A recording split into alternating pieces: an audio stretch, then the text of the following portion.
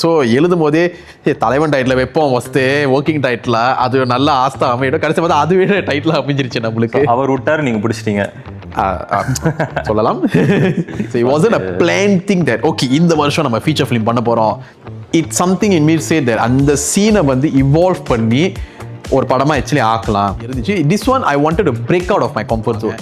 So I think this one was more like more of a challenge for me as a writer to get the emotions right in place. அந்த மாதிரி இருந்துச்சு. அவங்க எல்லாருமே they are versions of me. So I stood my ground. I said yeah, அண்ணன் தங்கச்சி இந்த மாதிரி இருக்க மாட்டாங்களா? You have to be a bit thick skinned to do that because if the story demands this duration then leave it as that. It was a bit of a tough challenge because பண்ணதிலே this is my நான் பண்ணதிலே biggest budget. அவங்களுக்கு இதான் முதல் படம், like in the sense where first time acting. இல்லை நான் வேற ஏதாச்சும் நான் ட்ரை பண்ணி நீங்கள் வீட்டுக்கு போயிட்டு வாங்க, நாளைக்கு நான் உங்களுக்கு வேற வெர்ஷன் அனுப்புறேன், சாப்பாடு இல்லை அப்படின்னு இல்லை. அது ஒரு எக்ஸ்பெக்டேஷன் வச்சிருக்காங்களா, ஒரு படம்னா இப்படி தான் இருக்கணும். அதெல்லாம் இல்லாமலே நீங்கள் சிம்பிளாகவே பண்ணலாம். as long as your story telling is strong. Mental stress இருந்துச்சு, இன்னமும் இருக்கு.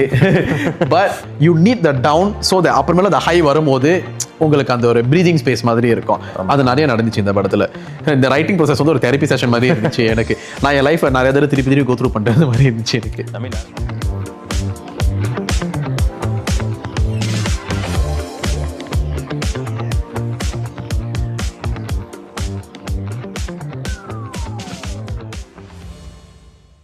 இன்னைக்கு நம்மோட சட்டென்று மாறுது வானிலை திரைப்படத்தோட இயக்குனர், தயாரிப்பாளர், எழுத்தாளர் மற்றும் நடிகர் கெவின் வில்லியம் அவர்கள் இருக்காங்க. ஹலோ, வணக்கம் கெவின் வில்லியம். வணக்கம் ப்ரோ. வணக்கம் கெவின் வில்லியம். ஸோ சட்டென்று மாறுது வானிலை, எதனால இந்த தலைப்பு? நீங்கள் ஹாரிஸ் ஃபேனா, ஜிவிஎம் ஃபேனா, இல்லை சூர்யா ஃபேனா, இல்லை காதலுக்கு ஒரு ஃபேனா?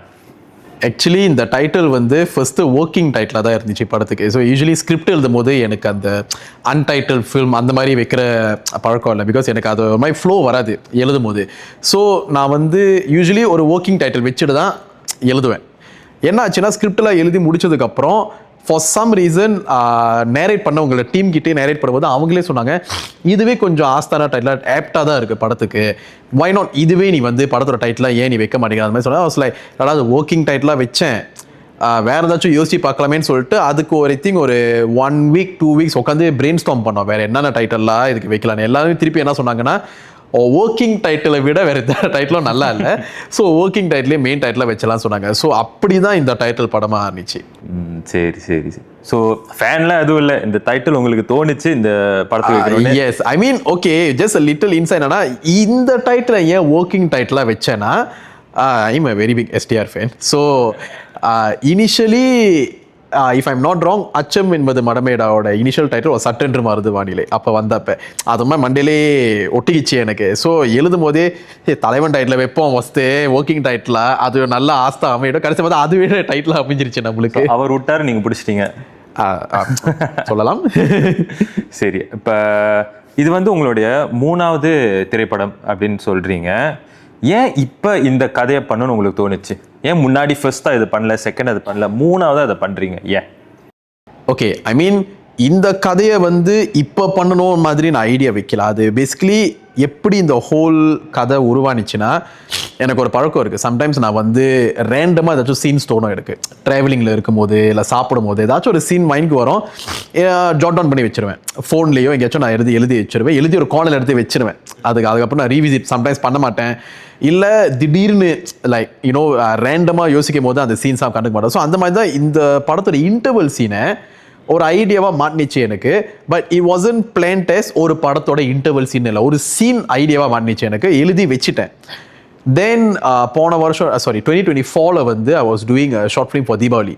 ஸோ தீபாவளி ஷார்ட் ஃபிலிம் பண்ணி முடிச்சதுக்கப்புறம் I was just randomly going through my scribbles. So அப்போ இந்த சீன் மறுபடியும் it just came back to me. And for some reason அந்த சீன் வந்து like it's something in me say that அந்த சீனை வந்து இவால்வ் பண்ணி ஒரு படமாக ஆக்சுவலி ஆக்கலாம். ஆனால் ஷார்ட் ஃபிலிமாக ஃபீச்சர் ஃபிலிமாக தான் அப்போ நான் இன்னும் டிசைட் பண்ணல. But I just fell this scene can become a film. And then along the writing process only I realized that okay actually இதுக்கு ஃபீச்சர் கொண்டான ஸ்கோப். இனிஷியலி அந்த சீன் இன்டர்வல் கிடையாது, இப்போ அதுதான் படத்தோட interval. But initially it wasn't the interval, but as the writing carried on going the scene kept coming back to me. Okay, like அது ஒரு மாதிரி திருப்பி என்கிட்ட வந்துகிட்டே இருந்துச்சா நான் வந்து ஓகே பேசாம என்ன பண்ணுவோம் இது தூக்கி மிடில் பாயிண்டா வச்சிரும் படத்துல then we go back and for see how the thing move அப்படிதான் இந்த படம் வந்துச்சு like that's how it happen for my first feature film and second feature film so அது அந்த பாயிண்ட் ஆஃப் டைம்ல ஒரு ஐடியா தோணுச்சு ஒரு கதை வந்துச்சு மைண்ட்ல ஓகே இந்த கதையை வந்து படமா பண்ணா நல்லா இருக்குமேன்னு தோணுச்சு அப்படிதான் பண்ணேன் யா சரி so it wasn't a plan thing that okay இந்த வருஷம் நம்ம ஃபீச்சர் ஃபிலிம் பண்ண போறோம் அப்படின்னு சொல்லிட்டு இது நடக்கல it's something that just happen out of the blue so அந்த இன்டர்வல் சீனுக்கு ரொம்ப இம்பார்ட்டன்ஸ் இருக்குன்னு சொல்ல வரீங்க yes emotionally ரொம்ப important சரி because it's a little personal and close to the heart also that particular scene that I wrote so அதுவே interval அமைஞ்சது வந்து it's a nice thing actually it's nice சரி இதுக்கு முன்னாடி நீங்கள் பண்ண 2 படம் வந்து ஒன்று வந்து ஹைப்பர்லிங்க் இன்னொன்று வந்து சைக்கலாஜிக்கல் த்ரில்லர் ஸோ அதோட கண்டினியூஷன் அதோட எக்ஸ்டென்ஷன் தான் இந்த படமா இல்லை ஒரு புது ஃபேஸ் மாதிரியா இல்லை it's a totally new phase because முதல் படம் வந்து எந்தன் உயிர்த்தோரி அந்த படம் வந்து ஆக்சுவலி சேட்லி நான் நினச்சது ஒன்று படம் வந்தது இன்னொன்று so the one I can safely say like because of my inex because I was 20 years old when I did my first feature so அந்த inexperience இருக்கலாம் or something along the way but I felt like that one psychological romantic thriller but it didn't turn out to be a psycho romantic thriller 100% and then the second one is a hyperlink கொஞ்சம் so அது இருந்துச்சு this one I wanted to break out of my comfort zone because என்னோட comfort zone பார்த்தீங்கன்னா dark comedy black comedy hyperlink psycho thrillers that is my like கொஞ்சம் டார்க்கான face போகிறது தான் என்னோட comfort zone but I wanted to break that whole thing and be like okay let's try something melodious something soft அப்படின்னு யோசிக்கும் போது obviously standard நம்ம mind என்ன வர ரொமான்ஸ் வரும் ஓகே ரொமான்ஸ் படம் பண்ணாது I want break that also இல்லை வேண்டாம் ஏன்னா ஷார்ட் ஃபிலிம்ஸ்லேயே I did 1 or 2 romance ready so I felt okay this one let's try something that we've never experimented before அப்படின்னு வரும்போது ஃபேமிலி ட்ராமா வந்துச்சு so I felt like okay family drama means you need to play with lot of human emotions so அதுவே ஒரு பெரிய சேலஞ்சாக இருந்துச்சு இதை எப்படி அக்காம்ப்ளிஷ் பண்ணிக்கோ that's the most difficult genre to handle something to do human emotions and family drama அது வந்து நீங்கள் ஒரு மீட்டர் தாண்டி போயிட்டீங்கன்னா கிரிஞ்சுன்னு சொல்லுவாங்க ஒரு மீட்டர் கீழே பண்ணீங்கன்னா அது வந்து போரிங்காக இருக்கு மேவாக இருக்குன்னு சொல்லுவாங்க so I think this one was more like more of a challenge for me as a writer to get the emotions right in place அந்த மாதிரி இருந்துச்சு சரி இந்த படத்தில் வந்து நீங்கள் இப்போ இமோஷன் சொல்கிறீங்க அதோட silence Xavier complex emotional burn out honesty இந்த மாதிரி நிறையா தீம்ஸ் உங்கள் படத்தில் இருக்குது இதில் வந்து எது உங்களோட ரொம்ப ரெசனேட் பண்ணுது அல்ல இதுதான் நான் அந்த மாதிரி I will say silence yes because I'm not a loud person I'm actually ரொம்ப அது என்ன சொல்லுவாங்க introvert I'm more of a very much of an introvert unless I'm close to that person best friend இல்லை family members even family members கூட கொஞ்சம் ரிசர்வ்டாக தான் இருப்பேன் so unless I'm very close to them then only I'm outspoken so I'm a very quiet and silent person so நான் mostly அதோட resonate பண்ணிக்குவேன் so இந்த படத்துலையும் அப்படி தான் உங்கள் கேரக்டர் இருக்குமா யா இது படம் பார்க்கும்போதே உங்களுக்கு தெரியும் இந்த கேரக்டர் வந்து ரொம்ப குவாய்ட்டாக ஒரு அமஞ்சியான ஒரு கேரக்டர் ரொம்ப how to say very nerdish very book smart more than street smart அந்த மாதிரியான கண்ணாடி very book smart than street smart அந்த மாதிரியான கேரக்டர் ஓகே ஸோ இந்த கேரக்டரில் வந்து புகழ்னு ஒரு கதாபாத்திரம் இருக்குல்ல அது வந்து அந்த கதாபாத்திரம் வந்து தன்னை தவிர மீதி எல்லா பேரையும் ப்ரொடெக்ட் பண்ணும் கரெக்டாக something along those lines so இந்த கதாபாத்திரம் உங்கள் வாழ்க்கையில் முன்னாடி உங்களுக்கு நடந்திருக்கா இல்லை வேற யாருக்கும் நடந்திருக்கா அதனால இன்ஸ்பயர் பண்ணதா இல்லை இட்ஸ் பியூர்லி ஃபிக்ஷியஸ் புகழோட கேரக்டர் வந்து is based on a real life character in my life அது வந்து now I don't want to reveal who it is but after the movie release is done then most probably I will reveal like who is it but he's a family member ஒரு family member-ஐ மையப்படுத்தி எழுதின character தான் புகழ் but the other characters in the movie அவங்க எல்லாருமே they are versions of me நான் வந்து நம்ம எல்லாருமே ஆக்சுவலி நம்ம லைஃப்பில் ஒரு பீரியட் ஆஃப் டைம் ஒரு ஸ்டேஜில் இருந்திருப்போம் like from this age to this age இந்த ஒரு ஃபேஸில் இருந்திருப்போம் அப்புறம் இந்த வயசு வரைக்கும் வேற ஒரு ஃபேஸில் இருந்திருப்போம் ஸோ நம்ம எல்லாருக்குமே வேறு ஃபேஸஸ் இருக்குது so I felt I want to break down that entire different faces of myself and give it to each character so every piece of the characters இந்த movie use to be Kevin William is Kevin William ah might be Kevin William அந்த மாதிரியான ஒரு characters except for புகழை தவிர்த்து மற்ற எல்லா கேரக்டர்ஸுமே ஒரு காலத்தில் இல்லை மேபி என்னோட ஒரு வேர்ஷனாக இருந்தது. So it was little easier to write those characters because I was basing them out of my own characters. Okay. ஆனால் அதுவும் you have to be a bit thick skin to do that because நீங்கள் உங்களே வந்து முதல்ல like judge பண்ணணும். Means if let's say it's a negative face of yours that you want to give to a character, so you need to first accept it. ஆமா இந்த ஃபேஸ்ல நான் அப்படி தான் இருந்தேன், நான் நெகட்டிவா தான் இருந்திருக்கிறேன், அதை அக்செப்ட் பண்ணாதான் அது நீங்க அண்டர்ஸ்டாண்ட் அந்த கேரக்டர் அழகா எழுத செல்ஃப் ரியலைசேஷன் தேவை கண்டிப்பா. அது நிறைய நடந்துச்சு இந்த படத்துல. இந்த ரைட்டிங் ப்ராசஸ் வந்து ஒரு தெரப்பி செஷன் மாதிரி இருந்துச்சு எனக்கு. நான் என் லைஃப்ல நிறைய தடவை திருப்பி கோ த்ரூ பண்றது மாதிரி இருந்துச்சு எனக்கு. ஐ மீன் நிறைய பேர் படம் பண்றாங்க யூஸ்வலா அவங்க வாழ்க்கை கதை அதுல இருந்து எடுத்து தான் பண்றதுனால தான் கொஞ்சம் நல்லா இருக்கு பாக்குறதுக்கு. யா ஆமா. சரி, அந்த படம்னு சொல்லும்போது தான் 3 மணி நேரம் ரன் டைம் இந்த படத்துக்கு கரெக்டா? 3 மணி நேரம் don't you think it's a bit too long? நம்ம வந்து ஆக்சுவலி ரைட்டிங் டேபிள் இருந்தப்ப நம்ம பிளான் பண்ண டியூரேஷன் வேற was way shorter then this. But first copy வந்தது வாஸ் க்ளோஸ் டு அபவுட் 310 வந்துச்சு, 312 வந்துச்சு. So then me and my editor we sat down. நம்ம வந்து யோசிச்சோம், ஓகே இப்போ வந்து எப்படி படத்தை ட்ரிம் பண்ணலாம். I was very particular. I was telling my editor we trim the unnecessary scenes. Means நம்ம இப்போ ஃப்ளோவாக பார்க்கும்போது சில சீன்ஸ் நம்மளுக்கு எடுக்கும் போது நல்லா இருக்கும், எழுதும் போது நல்லா இருக்கும், ஃபைனலாக அவுட்புட் பார்க்கும்போது வில் ஃபீல் லைக் இது தேவையில்லையா அந்த மாதிரி நம்மளுக்கு தோணும். அந்த சீன்ஸ்லாம் ரிமூவ் பண்ணிடுவோம். பட் அதுக்கப்புறம் அந்த டியூரேஷனை மைண்டில் வச்சுக்கிட்டு படத்தை ட்ரிம் பண்ண வேண்டாம். If the story demands this duration then leave it as there. So இப்போ ஃபைனல் டியூரேஷன் 255 வந்திருக்கு. அதுவே வந்து நல்லா ட்ரிம் பண்ணி ஃபைன் டியூன் பண்ணி தேவையில்லாத சீன்ஸ் எல்லாம் ரிமூவ் பண்ணிட்டு இருக்கிற சீனை ஷார்ட் பண்ணிட்டு அந்த மாதிரி பண்ணியே ஃபைனல் 255 வந்திருக்கு. So I understood. I think the story needs time to be toll.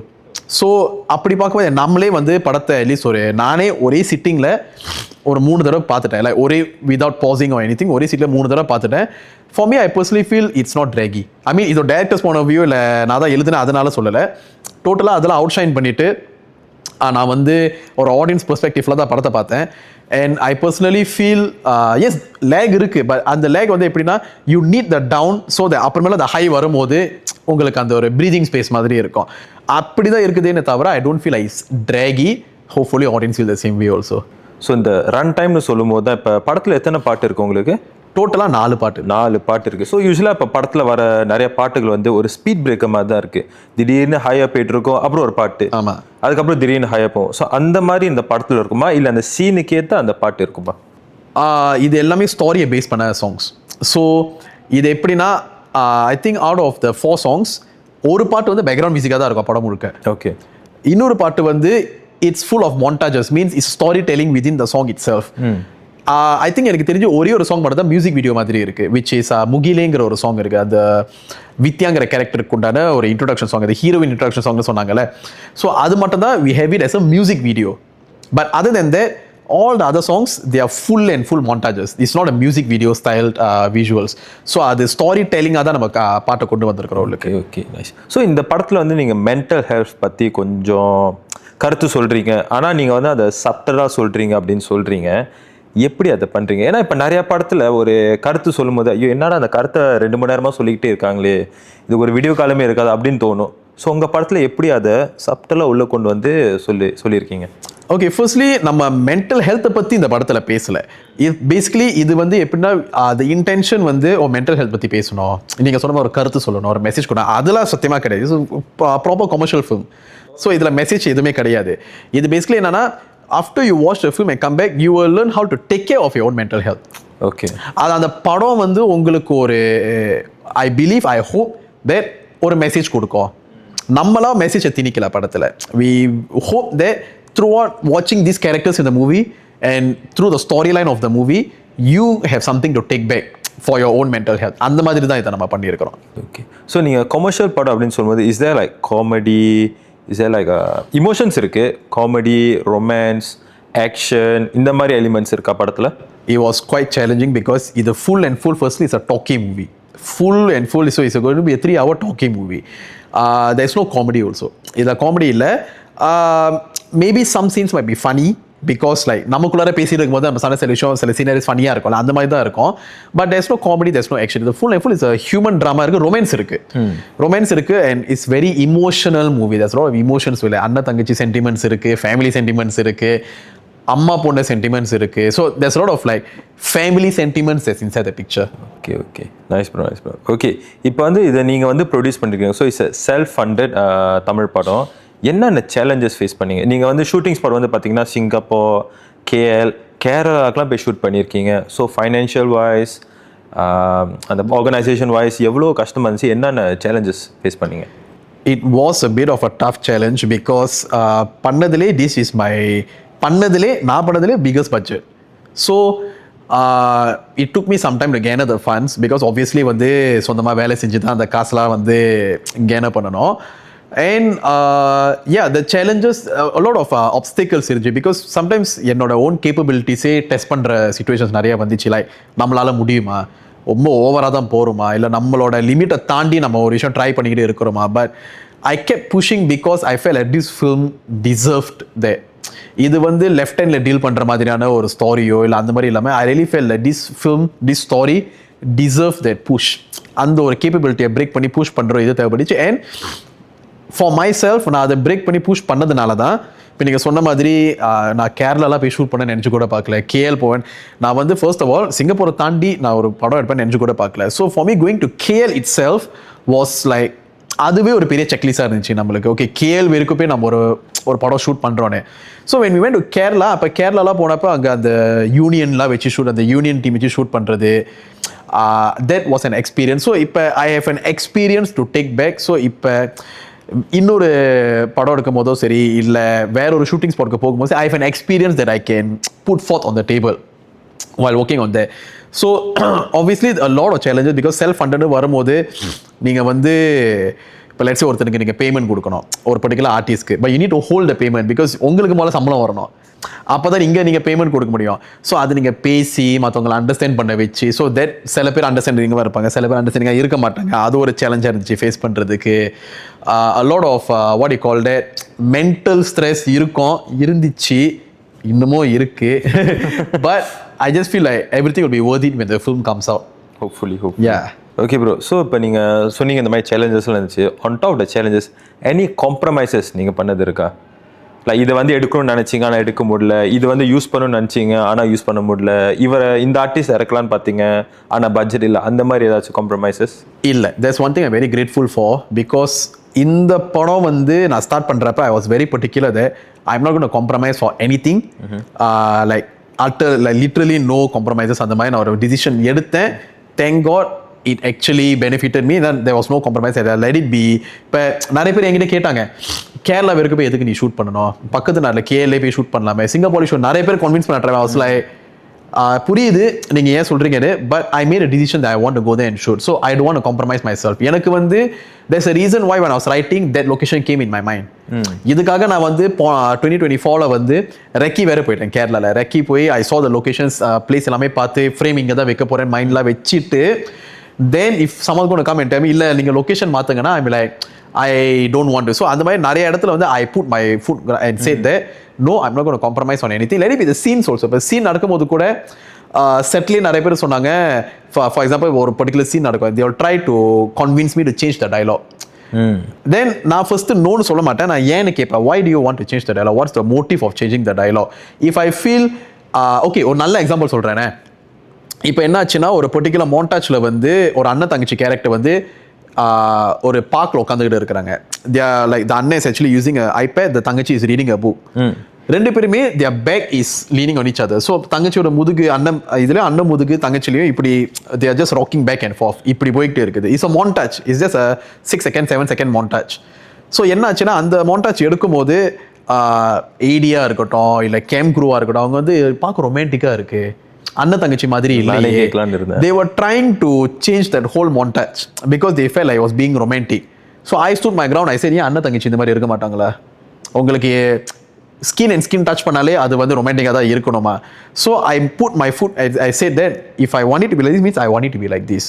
So unless உண்மையிலே முடியல கிரிஞ்சாக இருக்குது அந்த மாதிரினா, பட் இது ஏன் கான்ஃபிடென்ட்டாக சொன்னேன்னா எங்கெங்கெல்லாம் இந்த கிரிஞ்ச் ஒர்க் ஆகலை அந்த மாதிரி அதுலேயுமே ரைட்டிங் டேபிளே நம்ம சால்வ் பண்ணிட்டோம். Because my ADs also involve in the writing process. So நான் ஃபுல் நேரேஷன் அவங்களுக்கு கொடுத்து கொடுத்ததுக்கு அப்புறம் அப்பவே அவங்க சொல்லிட்டாங்க ப்ரோ இந்த சீன் ஒர்க் ஆகல, இந்த சீன் ஒர்க் ஆகுது, இந்த சீனை இப்படி மாத்துங்க.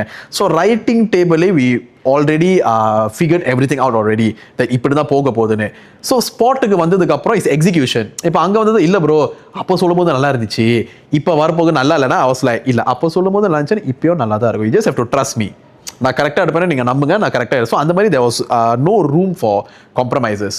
நினைச்சதை அதை அப்படியே எடுத்துட்டேன். ஸோ ஷூட்டிங் ஸ்பாட்டில் நிறைய ஆர்குமெண்ட்ஸ்லாம் நடந்திருக்குல்ல? ஒன்லி ஒன்ஸ் ஒரே ஒரு நடவு தான் ஒரு ஆர்குமெண்ட் நடந்துச்சு. But that one also it wasn't because of a creative disruption, it was more of a production disruption.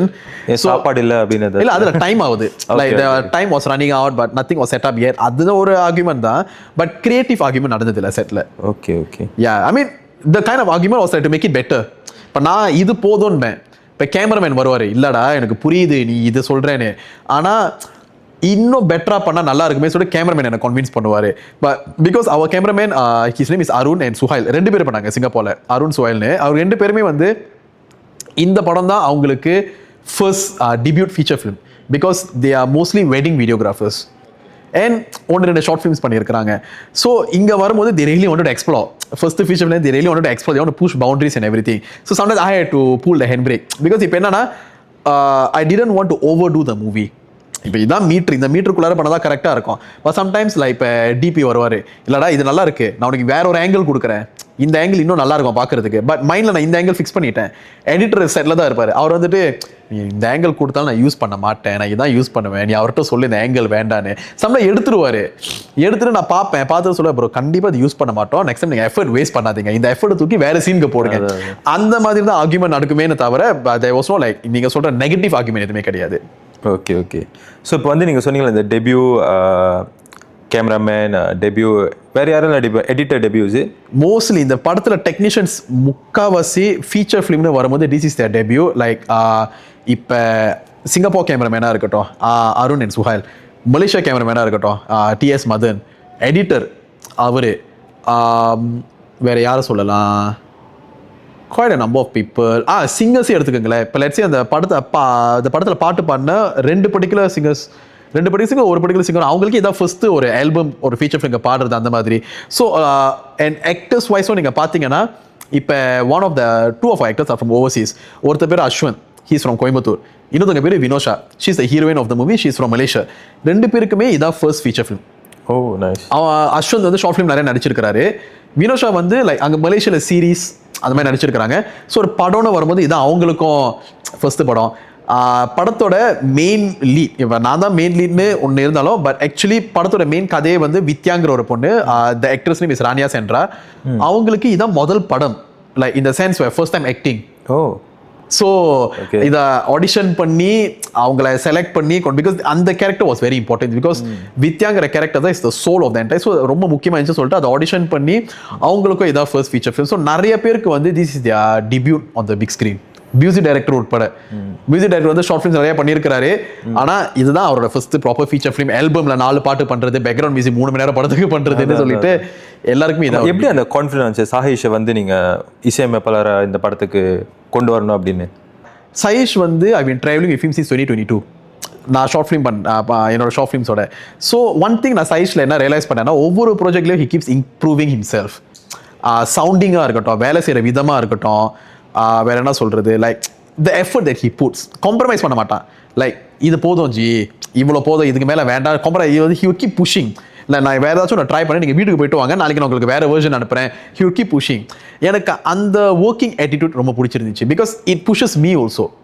அது ஒரு பாயிண்ட், இப்போ நீங்கள் காம்ப்ரமைஸ் பண்ணீங்கன்னா நானும் காம்ப்ரமைஸ் ஆயிடுவேன், அந்த மாதிரி இருக்கும். பட் இந்த other person is willing to push, நீங்கள் காம்ப்ரமைஸ் பண்ண மாட்டீங்க, அவனே புஷ் பண்ணுற, நீ எதுக்கு சும்மா இருக்கிற சொல்லிட்டு நீங்களும். ஸோ எனக்கு அந்த பவுன்ஸ் ஆஃப் இஃபெக்ட் பிடிச்சதுனால ஐ ஃபெல் ஐ ஃபீச்சர்னு வரும்போது இவன் சவுண்டிங்லேயும் இம்ப்ரூவ் பண்ணிட்டான்.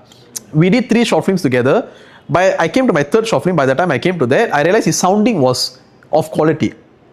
ஸோ இதுக்கே இவ்வளோ குவாலிட்டி கொடுக்குறானா, ஃபீச்சர் வந்து இன்னும் எஃபர்ட் போட்டு குவாலிட்டி நல்லா கொடுப்பாங்க நம்பிக்கை இருந்துச்சு, கொண்டு வந்தேன். And he didn't prove anyone wrong actually. Sound நல்லா இருக்குன்னு நம்புறீங்க? நல்லா நம்பல ப்ரோ, நல்லா இருக்கும். நான் உட்காந்து பார்த்துட்டேன், எல்லாமே நல்லா இருக்கும். நல்லா இருக்கும். Nice nice nice. சரி, அதாவது இந்த படம் பார்த்து முடிச்சிடுறதுக்கு அப்புறம் மக்கள் வந்து என்ன மாதிரி கான்வர்சேஷன் பேசுவாங்க இந்த மாதிரி இந்த படம் சூப்பராக இருந்துச்சா இந்த படம் அதை ஞாபகப்படுத்துச்சு இந்த மாதிரி என்ன கான்வர்சேஷன் வரும்னு நீங்கள் நினைக்கிறீங்க? The only thing that we believe and hope for is படம் முடிஞ்சு வெளியே வரும்போது எல்லாருக்கும் ஒரு ஃபீல் குட் ஃபீலிங் இருக்கணும். அவ்வளோதான். ஐ மீன் ஆப்வியஸ்லி பாசிபிலிட்டிஸ் இருக்குது. மேபி சில பேர் வந்து சொல்லுவாங்க இந்த படம் மாதிரி அந்த படம், because we can't help it. நம்மளே ஒரு படம் பார்க்கும்போது இந்த சீன் அந்த படத்தில் பார்த்த மாதிரி நம்மளே சொல்கிறோம், even how fresh, no matter how fresh it is. So அது வி கான் அவாய்ட் இட். சில பேர் சொன்னாலும் சொல்லுவாங்க. பட் நம்மளோட இன்டென்ஷன் வந்து தியேட்டர் விட்டு வெளியே வரும்போது அவங்களுக்கு ஃபீல் குட்டாக இருக்கணும், ஹாப்பியாக இருக்கணும். படத்தோட main message to give hope. Like no matter what happens, அந்த ஹோப்பை விட்டுறாதீங்க.